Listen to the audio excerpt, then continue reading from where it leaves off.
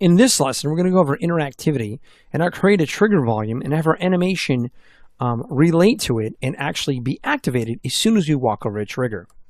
So let's get started. All right, so over here we have our scene in place. We have our ice set up. We don't have a trigger just yet. We're going to go and build one. So let's go and grab a trigger here, trigger volume.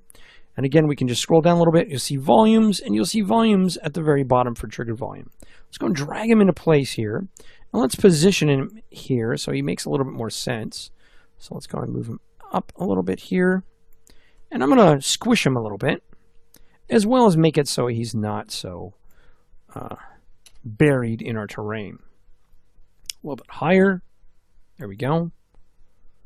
And let me look at it in comparison to where we're at. Sweet. So the player is going to walk up and is going to cause this guy to be animated, but not just yet. There's a few things we still need to do.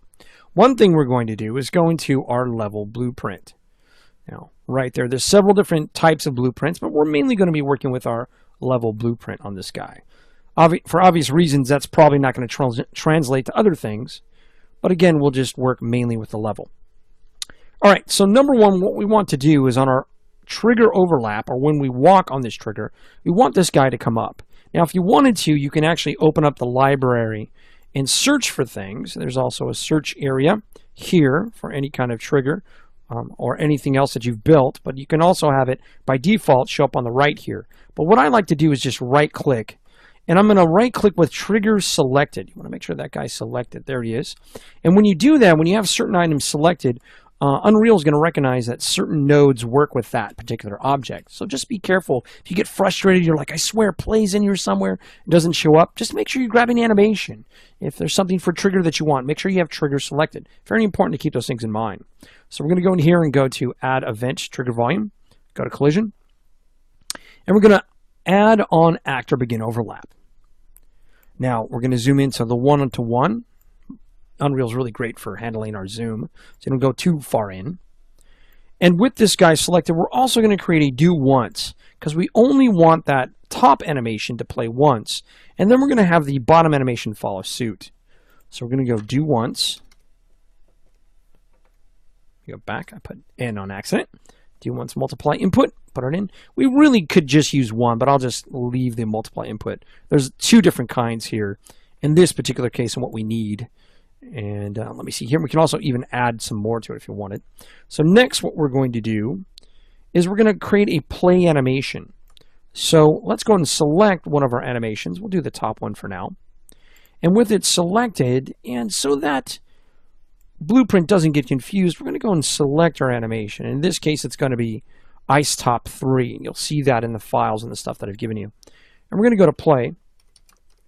And Blueprint really tries to help you out. So when I clicked on that, it actually already made our connection for our animation, which is super convenient. We're going to move him back a little bit. Then we're going to grab the bottom animation, which is number 2, which you should see also in the files that I gave you. With number 2, Ice Bottom number 2 selected, I'm going to right click and also do play again. So I'm just going to have it connect ahead of time for me, play animation. And Unreal knows that there's a skeleton animation connected to it, so we're going to keep this guy down here. Now, you want to keep these two guys your primary. A lot of times when you make these other nodes with this animation selected, these guys are going to come up. There's going to be little default ones showing up. The problem with that is you want to keep things nice and trim and flow really nicely. If you bring in other animation nodes, that's like even duplicating this guy, and you don't have them going through the same hierarchy, you can actually confuse Blueprint, and some of your stuff may not work, and you're like, why isn't it working? It's because you need to actually keep just one, because you can plug these in multiple times in different things. It's actually pretty nice to be able to do that. Okay, so now what we need to do is create a stop animation. So I'm going to go ahead and make a stop animation, and he's going to be free of any influence here. He's not going to be connected to anything in particular. Create stop, and we're going to delete this node. This is what I meant by it showing up with other nodes. And we're going to connect both of these guys connected to it. Oh, let me make sure I grab this. There we go. Sometimes the little string doesn't show up from the top, I notice. It's really weird. And then we're going to do an event. We want an event begin play. So we want the whole thing to start but we don't want the animation to go through. So what's going to happen is when it comes to animation using Blueprint, now we're not using our blending of animation, we're keeping this pretty light on this system here, is you want to be able to have an event play, and it's going to mainly influence our top animation, and we're going to use this guy to stop that first initial animation. Even though I'm bringing this in, I'm just emphasizing this, and you'll see me do this a couple times in here to make sure that Unreal knows exactly what I want. So let's do event, begin play. There we go. And this guy, we're going to pipe him right into here. So we want that to stop. Now these animation nodes, even though we have the target loaded, I like to work like this because I think it works a little bit better. We're going to load the animation to emphasize what we want. So we have bottom animation 2. So this guy is, let's see what we got here. This is the top one. So let's go and select our top animation in our content browser. And this is ice top animation. And I'm going to click on this little arrow here to load it. And then we're going to go to the bottom one. He's at the top here.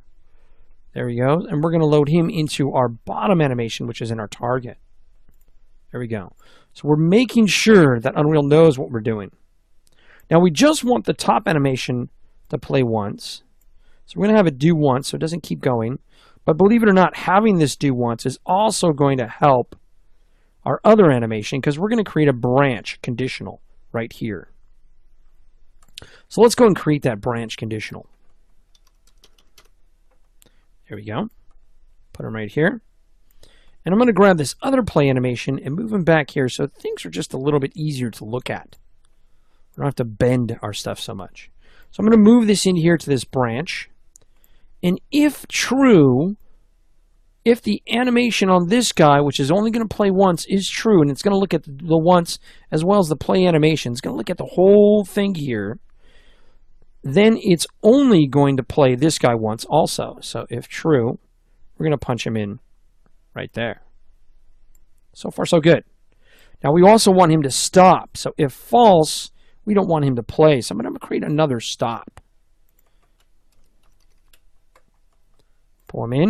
I'm going to remove this guy because we don't need that. We're going to punch it in from this guy so it flows a little bit better. We're not going to make a new node for it.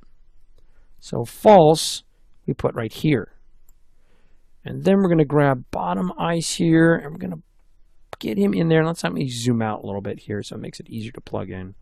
So we'll grab this guy and punch him right in as a target. Pretty smooth. So we got our play animation, and it's only going to play if this guy's working. And you can ignore the error here. What happened is we made some other nodes, and as the Blueprint tries to figure out what's going on, it gets confused. So don't let that freak you out in any way.